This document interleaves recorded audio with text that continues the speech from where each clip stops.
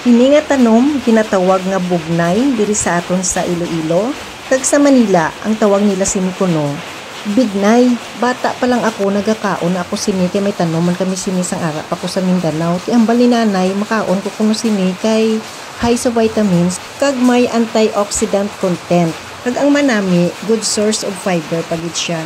Kada aga, wala pa ko gani kakape, nagakuha na ko isang bunga. O ginapili ko lang daw medyo pula-pula na siya or medyo dark color na bala, daw medyo naga-black na gani, mas nami kay tamis. Sa timingan lang subo nga damo bunga kay syempre gaulan, daw wala time siguro magkadto ang mga tupad balay. Pero kisa nagapangayo da sila kay Balaan Manila nga damo siya mabenepisyo bala guys. Pati gani mga riders bala, nagapangayo na di siling kukuha lang kapuda free lang na siya ya. Nagsalamat sa pispis nga nagdala sini sa ngamon nga bugnay diri Isari pag hindi sila ugalupad-lupad kasi sila man mismo nagatusik-tusik sa mga bunga sang bugnay. Ang tupad balay namon hambal niya kung damo-damo siya bugnay kay gabakal siya kisa dito bala sa may tinda super bala guys may ara na to bala bugnay man kisa nga kinilo. Gabakal siya kuno kay gina-blend siya kag ginimo juice.